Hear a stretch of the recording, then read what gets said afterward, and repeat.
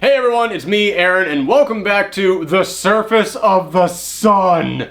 We are currently going through a heat wave here in New York. The humidity is at record-breaking levels. I have no air conditioning in my recording room, and I have two giant spotlights aimed at me right now. So if at any point during this review I suddenly burst into flames, it has nothing to do with Brian Michael Bendis' Man of Steel series. Do not take that as any indication about my feelings towards or against that run.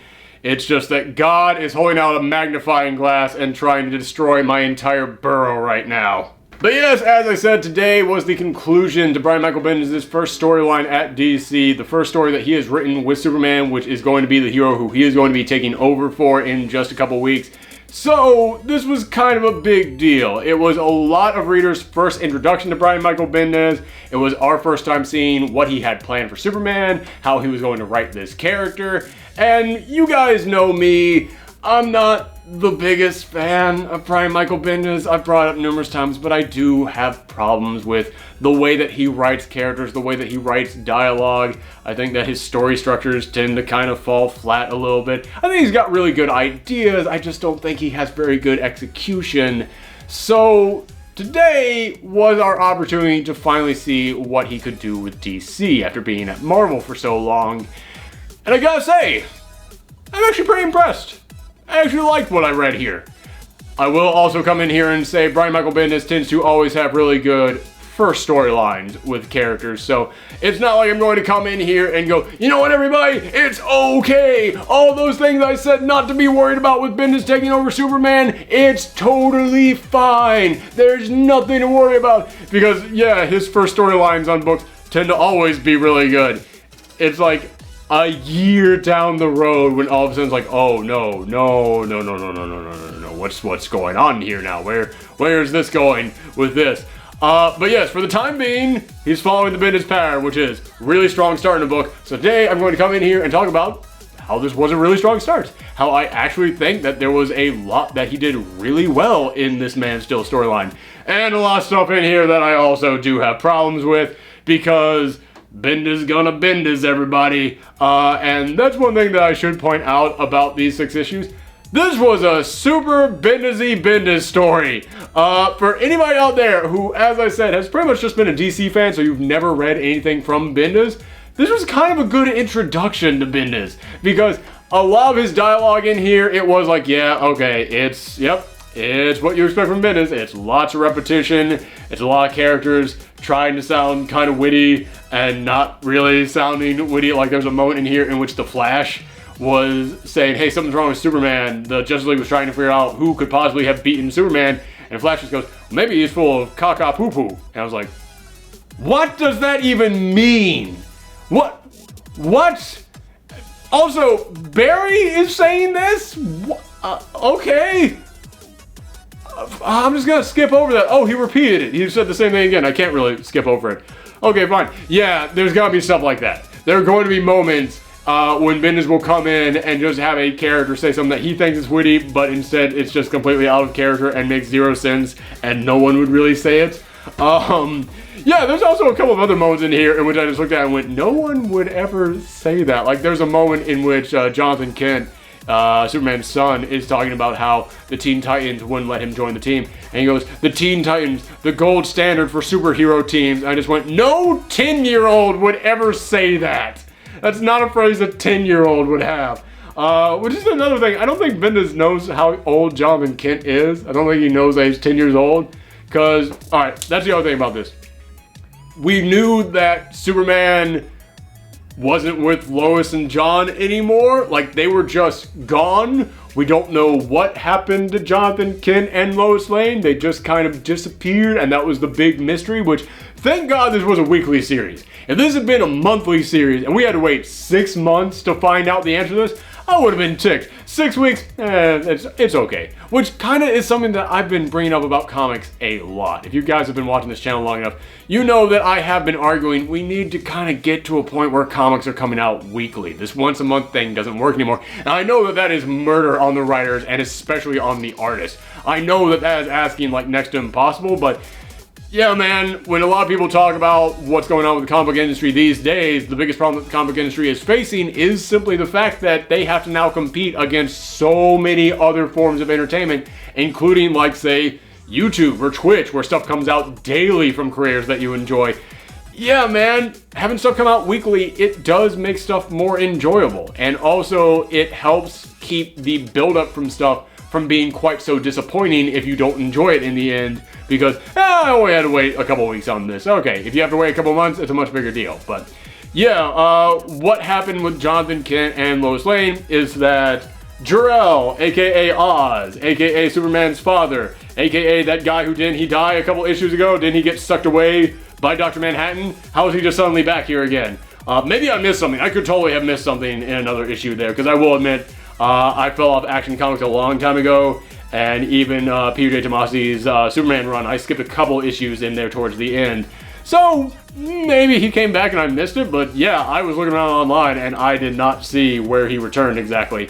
But yeah, he just popped up one day and just said, "I'm here to take the boy on a quest through space because he has to learn about his heritage. He has to learn about his powers." And basically they talk about it a little bit, and Jonathan Kent says, "Okay, listen, I know that my powers could go out of control. I know that I could do bad things with them in the future if I don't know how to really use them.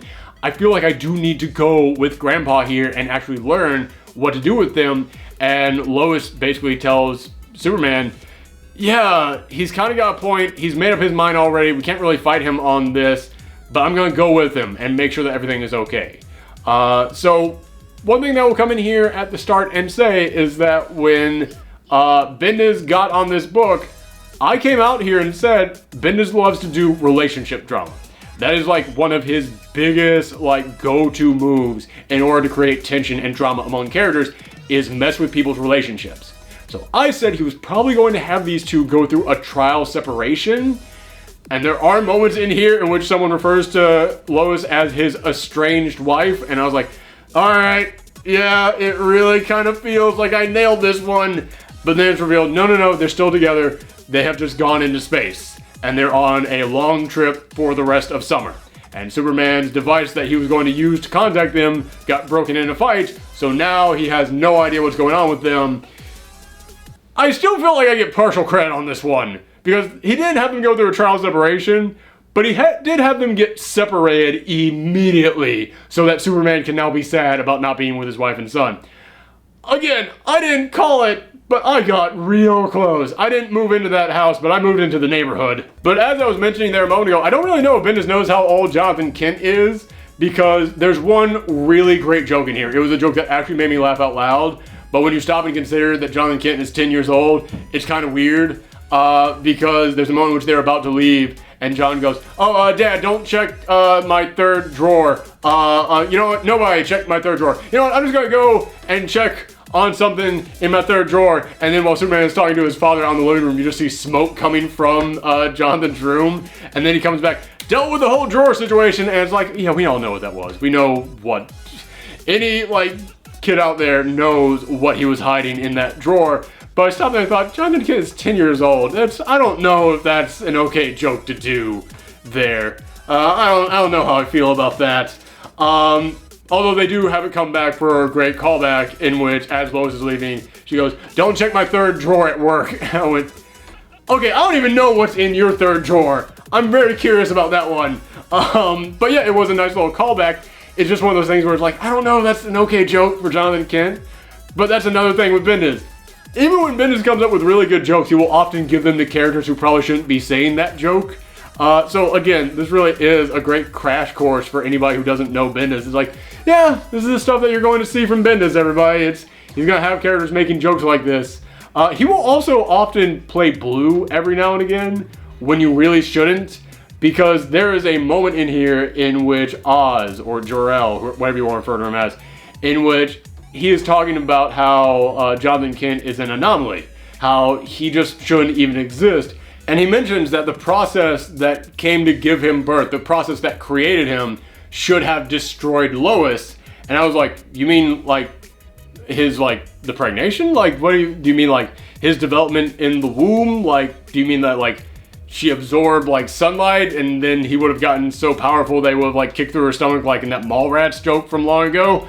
But then Jonathan Kent goes, ew, and I went, did you just make a joke about Superman should have like destroyed Lois when he impregnated her? Like, was that a joke about how like Lois can't have sex with Superman because she's an Earthling? It's like, that doesn't feel like an appropriate joke for the Superman comic. It just, again, the dude will every now and again play blue when he really shouldn't.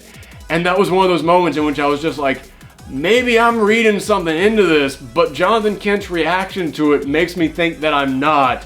And I'm not okay with this joke. Like, that's just a really kind of messed up joke for a Superman book. But those are all really little details. Those are just like little bits of dialogue here and there. Those are just little tiny character moments. I'm like, I don't really know how I feel about that. But the actual storyline itself, again, is super Bendis-y. Like, again, for anybody out there who has never really read a Bendis book and wants to know what Bendis is all about, what Bendis loves to do with these characters, this thing opens up with big, generic, hulking space guy, number 15 from Bendis' creations, coming in here and talking to a galactic council, which is just a bunch of floating heads made up of all the other big mucky mucks in space. Another thing that Bendis did when he was over at Marvel. And yeah, again, it's one of those things where you look at it and it's like, alright, dude, why do you just like doing this so much? Like, it's a cool idea, but when you literally do the exact thing over at Marvel and then you pick it up and you do it over at DC, it's like, are you sure this is alright? Are you sure that nobody is going to notice that you're literally just copy and pasting this one? And the sad thing is, to me, this actually works way better at DC than it does over at Marvel. Because over at Marvel, he would have people working together who I'm like, why on earth are you working together? But when you look at DC and all the big space guys who he's brought together, it's like, yeah, that makes sense that they'd all be working together. It would make sense that the Guardians of the Universe would actually be working with other big space emperors out there. That makes total sense to me. So it's just so odd to me that he's got an idea over here that really works at DC, but I still want to kind of take some points off because it's just a copy and paste of something they did over at Marvel. But he has this big generic space dude called Rogol Zar.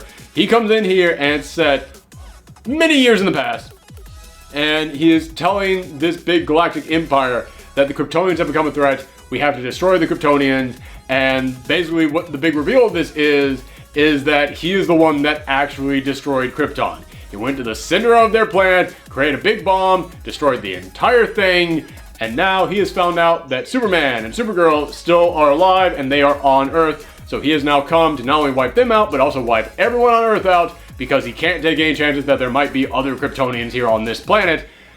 This is another thing that Bendis loves to do. Bendis comes onto a book the same way that you go into prison.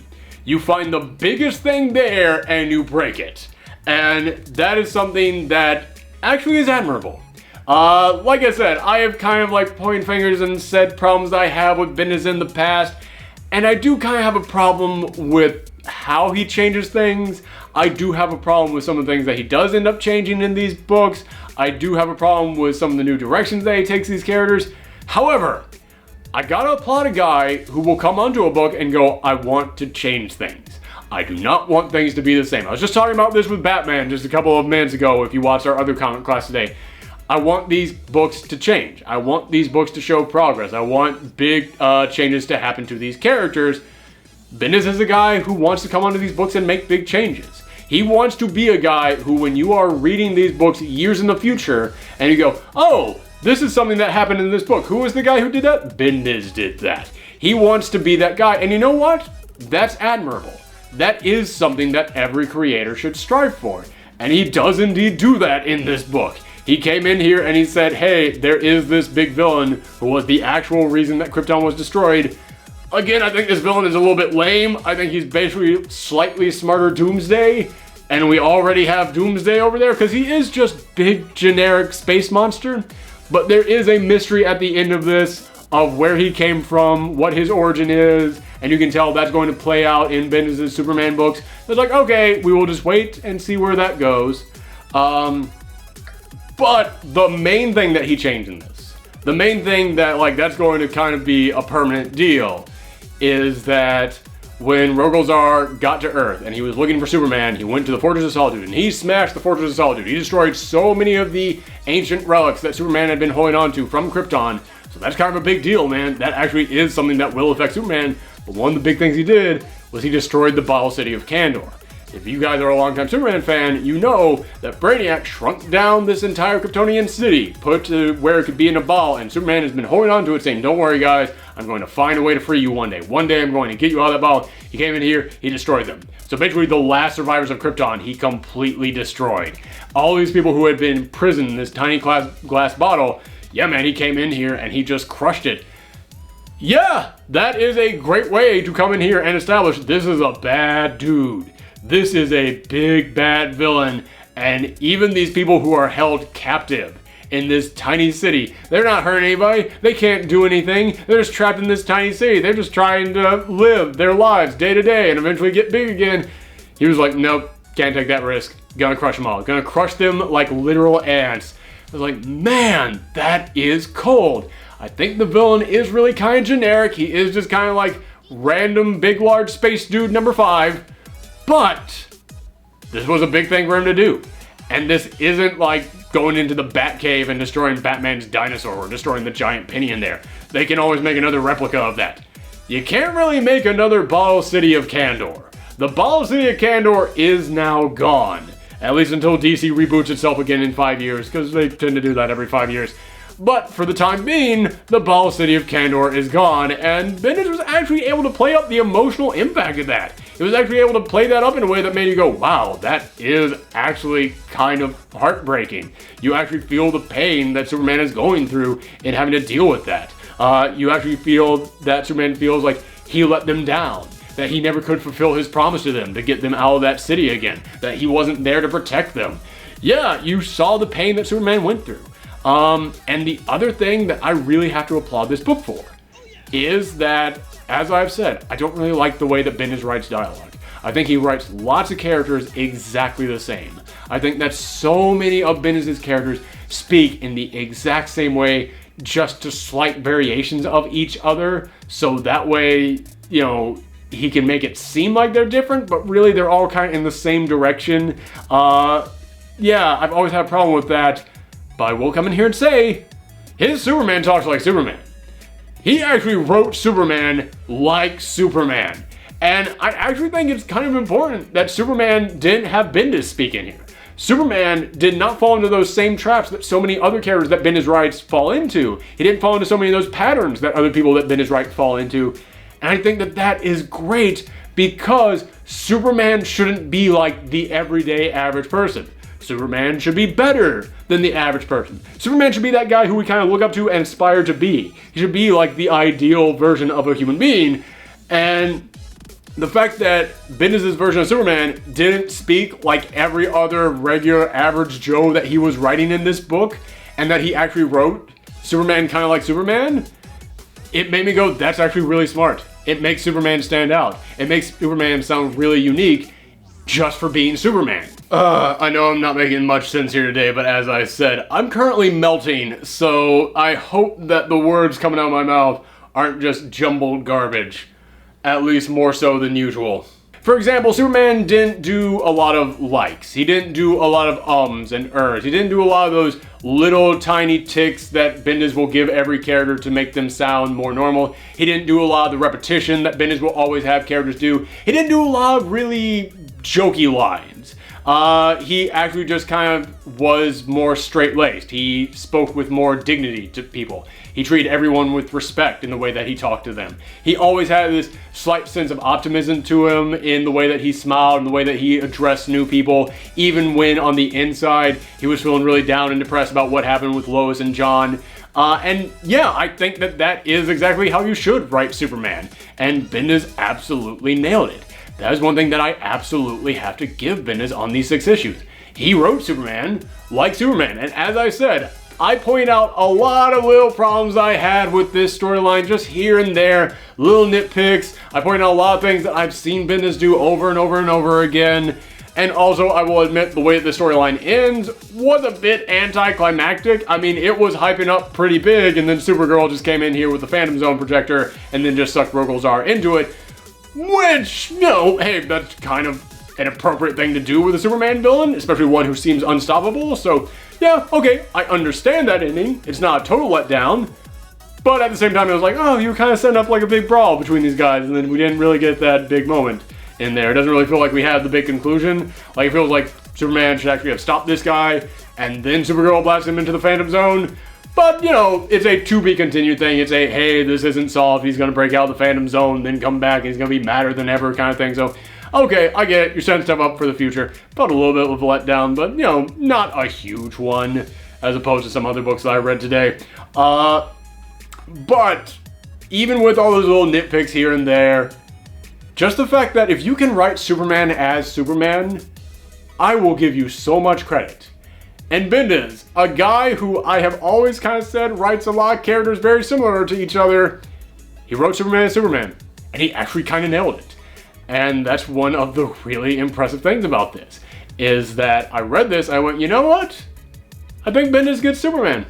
I actually think that he does. However, I will come in here and say I am a Superman fan, but I'm not a diehard fan. There's very few things out there that I would say I am a diehard fan of. He isn't my absolute favorite #1 character out there. There are other characters who fit that role, and there are other characters who Bendis has written in the past. And I was a massive Avengers fan, and I remember when he came onto the Avengers, all the new fans out there who came on board with his Avengers run said, oh wow, this is really great stuff. And I, as someone who had been a fan of that book before he took over, said, I hate this. This is awful. I really am not enjoying any part of this. And I am curious to know, to all you people out there who are massive, huge, 100% Superman fans, he is your #1 go-to guy, what were your opinions on this? Because again, speaking as somebody who in the past has had Bendis take over a franchise that he absolutely loved, and all the new fans were really applauding it, I understand what it's like to be that person who looks at it and just goes, yeah, no, I was liking this before and I don't like what's happening now. So I am curious to know what all of you guys thought of this. Especially because Bendis, like in an interview, came in here and said, listen, I think the real Superman fans are going to forgive me in the end. I think the real Superman fans are going to applaud me and be okay with this in the end. And I was just like, oh, dude, I'm really liking this so far. I'm on your side in this, but never come in here and imply that the real fans are the ones who like your stuff. That's not a good look, man. Don't go with that. Do not go in that direction. So yeah, after he said that, now I really do want to know, okay, what are all the people who were big Superman fans before he came on board thinking of his run right now? Granted, it was just the first storyline, but, you know, how do you feel about the conclusion of what happened with John and Lois? Again, I wish that they were still there, but I thought they were going to go through a trial separation. So if they're just going to be back in a couple months and it's going to be like, oh, hey, you're back, everything is wonderful now, you know, that actually could pay off. That's not going to be that bad. Also, there was a really touching moment they put in here between Lois and Clark in which, you know, Superman went back to his old costume with the red shorts.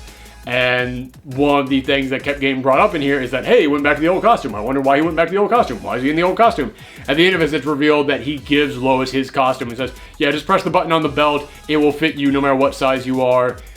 And also, it will protect you from pretty much anything. It can protect you from any blast, any kind of an attack. So you will be safe as long as you're wearing this. So I was like, oh, that's why he's in the old costume. Okay.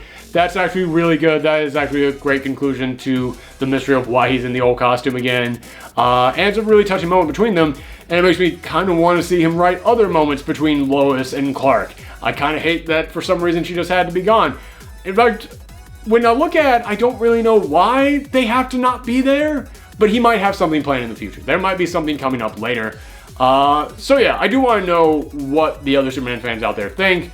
But for now, I'm okay with this. I do actually think that he understands Superman, that he can write Superman, and honestly, when it comes to Superman, as long as you can just write Superman like Superman, that's all I really need from you. Because the rest of this was just okay, I guess, but you got the thing you needed to get right. So I'm okay with it.